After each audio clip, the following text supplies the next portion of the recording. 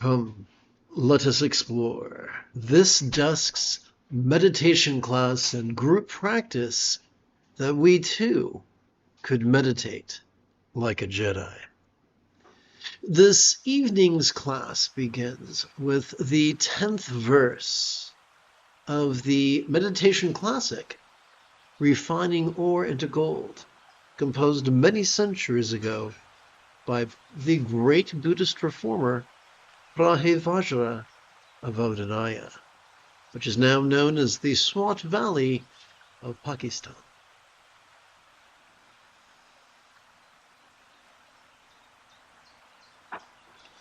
Together, let us relaxingly recite. The essence of the great self-originated pristine awareness is unchangeable and unshakable beyond all designations. It is the nectar of the natural perfection that eliminates the misery of exertion. Abide just like that, free from activities in the already accomplished dimension. Well, those are pretty words, but what the hell do they mean? We'll begin with the first third. The essence of the great self-originated pristine awareness is unchangeable and unshakable beyond all designations. Once again, what? To answer that, we got to go back to the basic practice.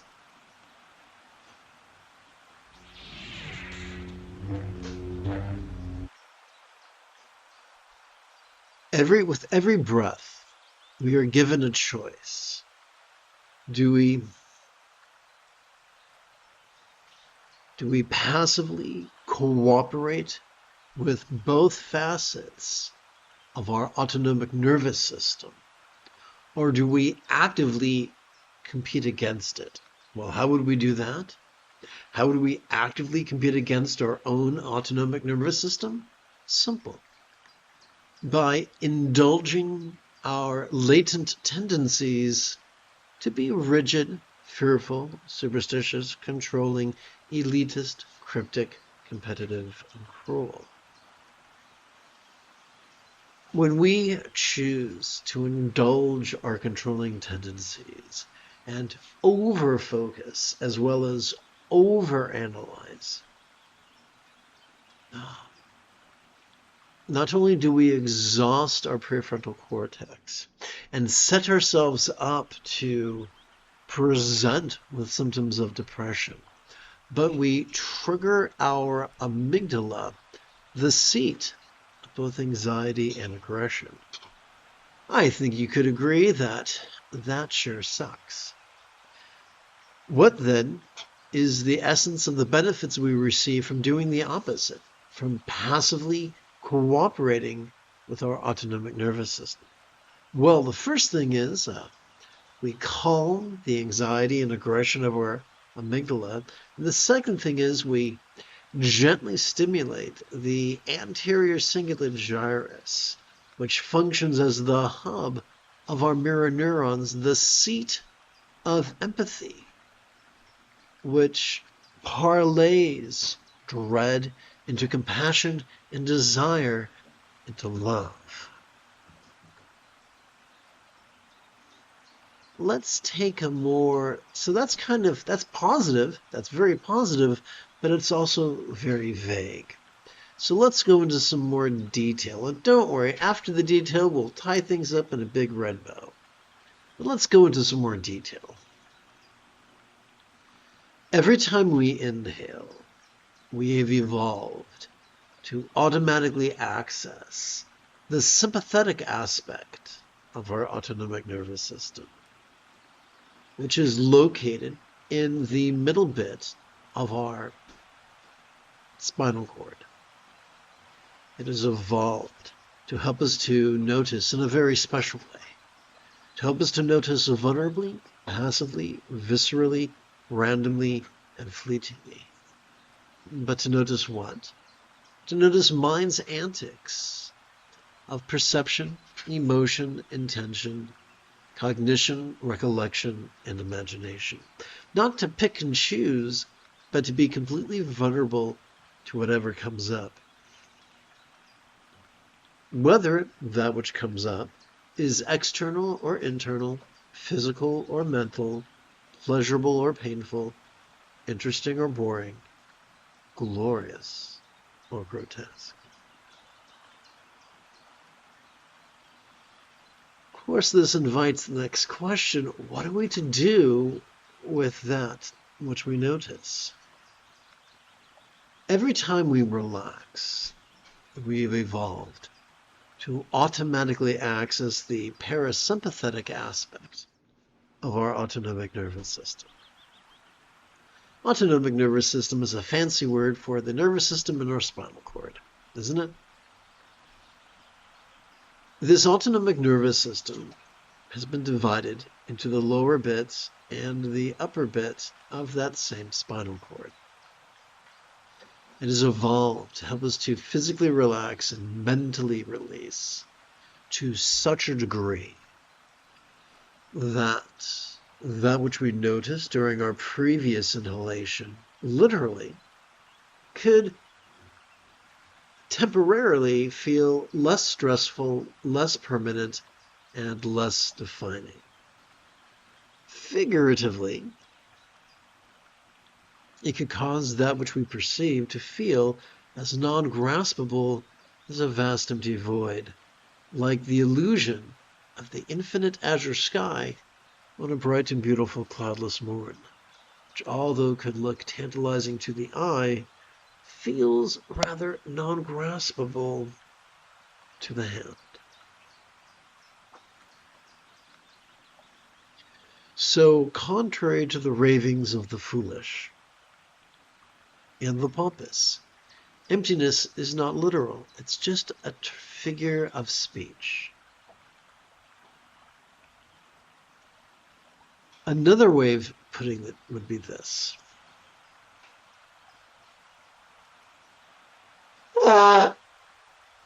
Excuse me. The easiest way to practice mindfulness, the easiest way to watch the antics of mind, is to silently and mentally recite the demonstrative pronoun this during each inhalation.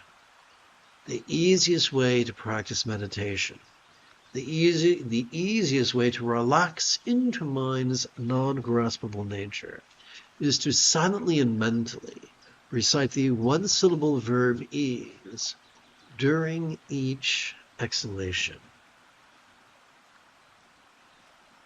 And so now, this is the essence of enlightenment. The wise understand that enlightenment is simply mastery of the Buddha's Eightfold Path. Mastery being that when we get good at something, whether that something be flossing, brushing our teeth, riding a bicycle, making a bed, when we get good at something, we can practice it spontaneously, habitually, easily, and effectively. And like any skill that we can acquire, we can so master the Buddha's Eightfold Path, especially because of what I'm about to tell you right now. The seventh and eighth folds of the Eightfold Path are mindfulness and meditation. And here's what happens. When we play with mindfulness and meditation for about 5 minutes, once every 12 hours or so, the remaining 6 folds of the Eightfold Path take care of themselves. We can't help but notice that things change. We can't help but feel a desire, an impulse towards kind intentions, kind communication, kind conduct, and even kind commerce. Much to the chagrin of capitalists. And the sixth fold is the effortless effort of right effort. The more we practice mindfulness and meditation, the more our choices and utterances and deeds cannot help but flow from love's spontaneity, not the scattered spontaneity that we sometimes experience after our third or fourth shot of tequila, but the centered spontaneity, which is peaceful and loving and beneficial. Now that I've laid the groundwork, let's return to the opening passage.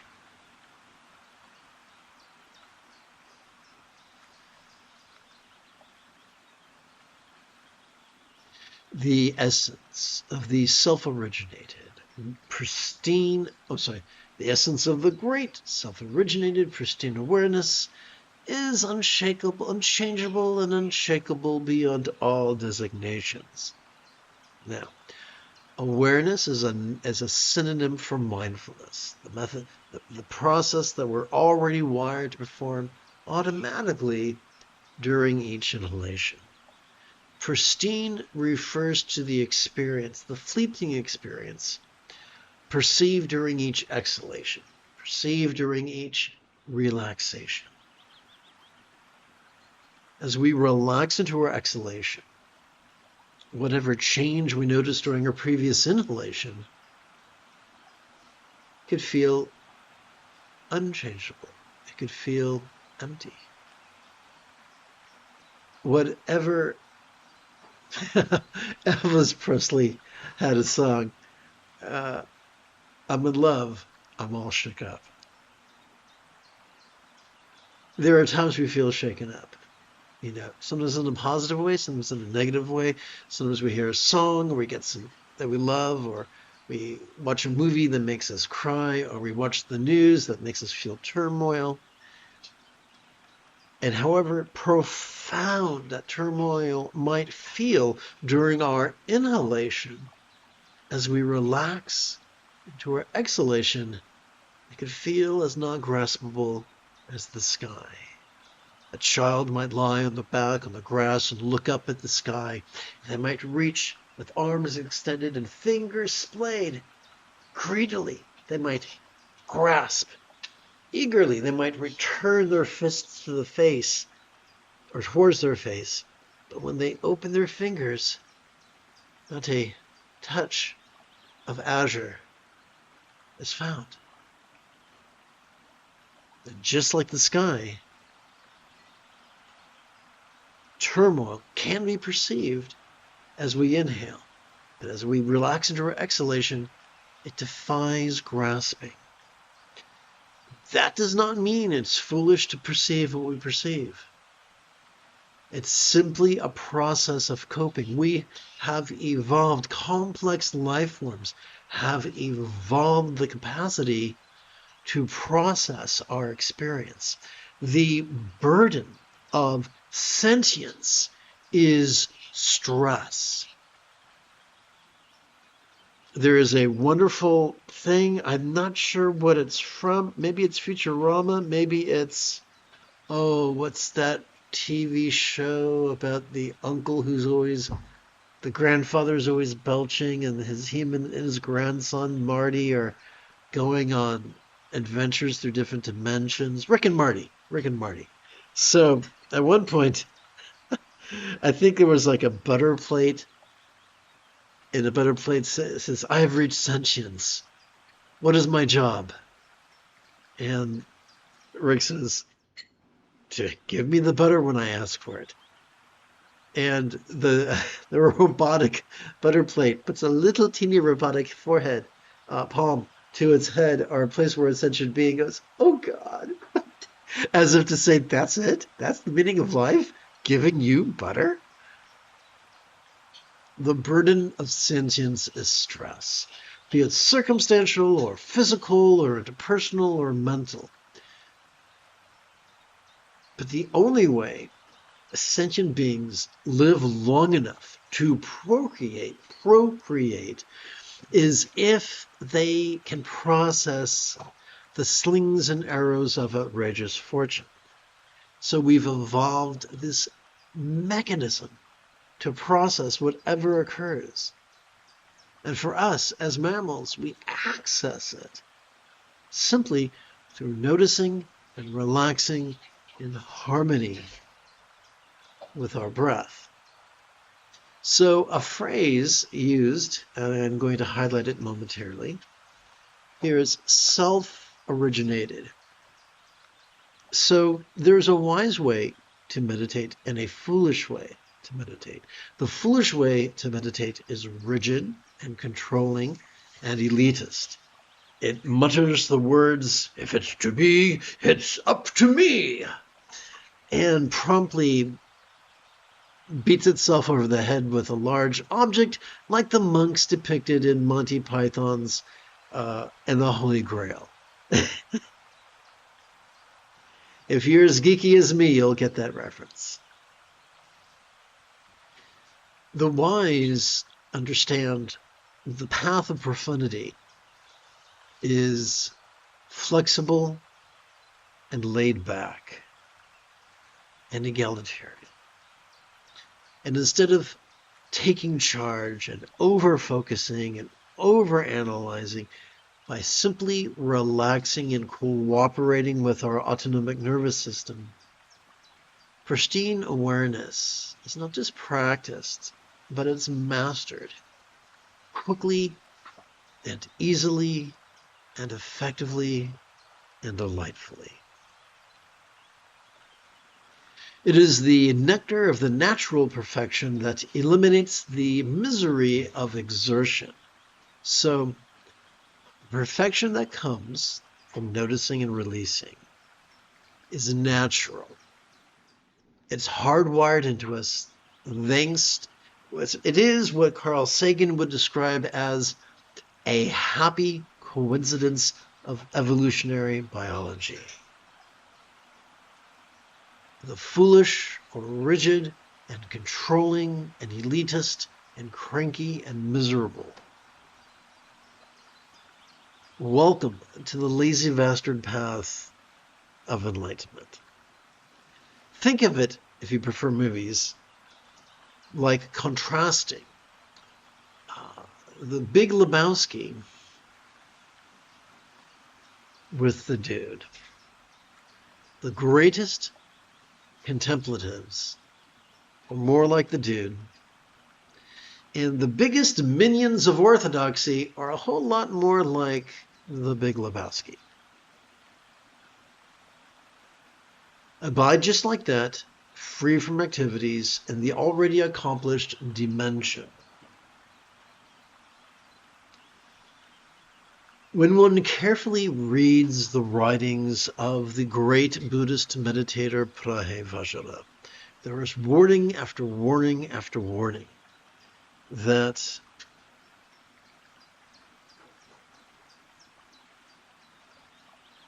the simplest path is the best path, and the most complex path does much more harm than good. Now, the complex path may really impress the tourists. It may really impress our inner 7-year-old. But it's not going to make us happy. It's not going to make us peaceful. It's not going to make us loving. And so again and again and again, over and over again, this great teacher emphasized that we are not traversing a path of difficulties. We're not traversing a gradual path, but a sudden path. Not a difficult path, but an easy path. We don't have to practice austerities. We don't have to practice ritual. We don't have to practice magic. We don't have to concentrate. We don't have to analyze. We don't have to visualize. All we need to do is cooperate with our autonomic nervous system and go along for the ride.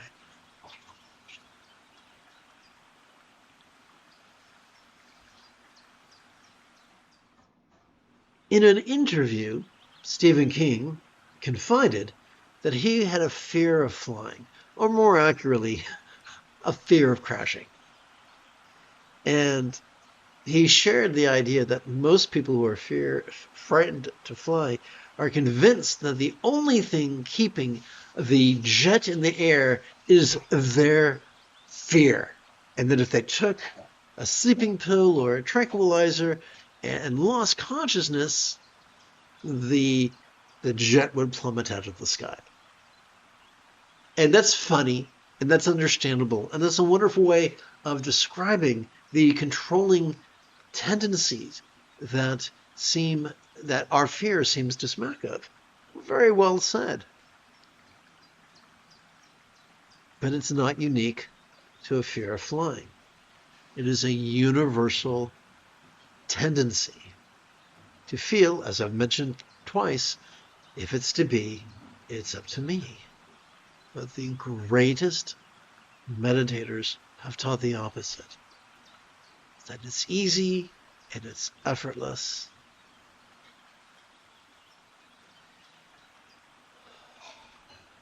Having completed our opening lesson, it is time for us to now shift gears.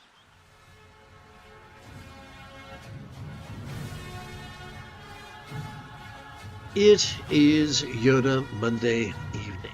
Come, let us meditate like a Jedi after approximately 30 seconds of housekeeping. This is the Dzogchen Semde Lama Jigme Gyatso of the Buddha Joy Meditation School.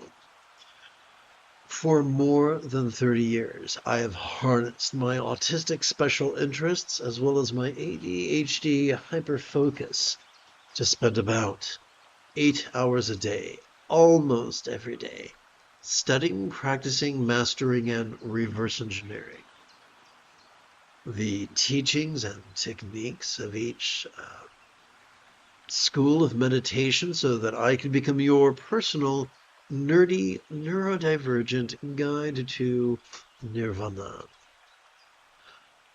Welcome, my friends, to Meditate Like a Jedi, which is made possible due to the generosity of viewers just like you.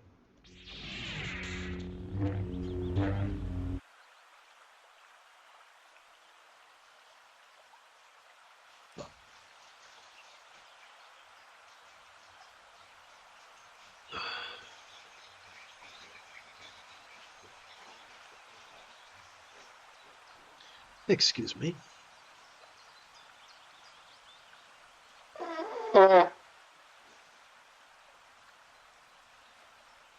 For the remainder of this evening's live stream, let's play with the latest iteration of very easy meditation practice text, or sadhana. Oh, I actually one moment here.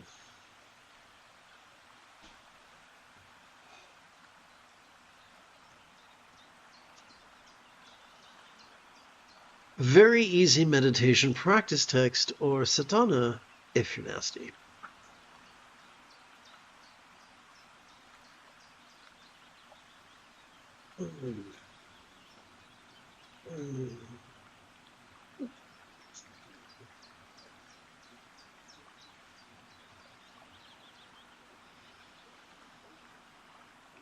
The most efficient way for us to gently invite our real or imagined subtle energies to coalesce behind our navel is for us to rest the great knuckle at the base of our right ring finger upon the tip of our left ring finger, palms up in our lap. We could begin by counting our bonus set of 12 inhalations upon our right hand. 1, 2, 3, 4, 5, 6, 7, 8, 9, 10, 11, 12.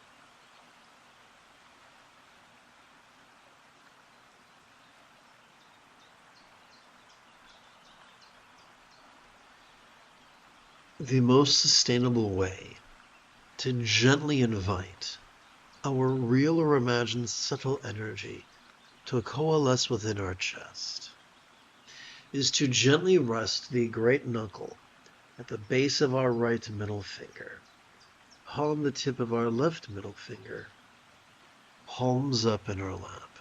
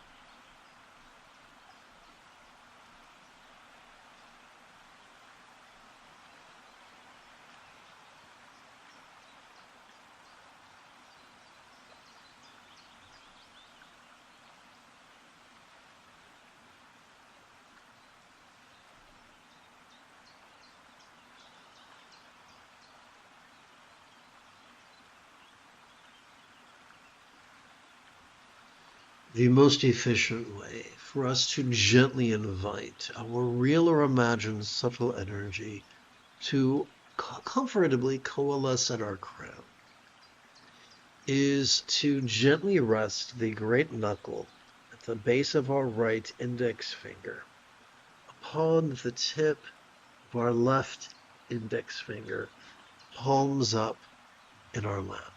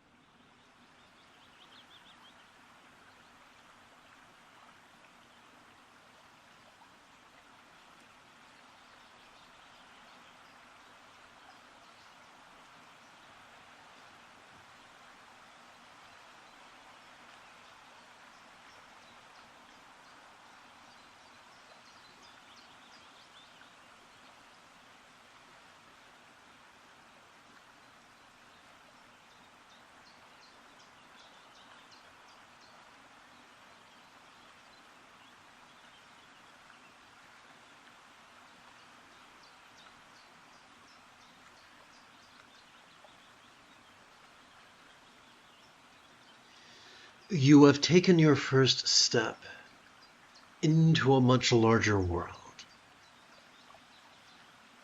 If you feel that I have earned it, you could give this live stream a thumbs up. You could even help support this channel.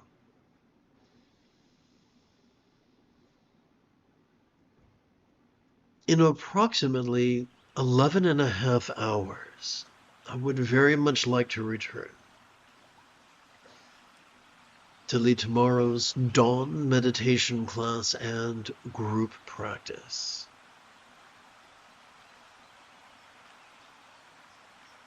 And if you are as geeky as me, may the Force be with you always.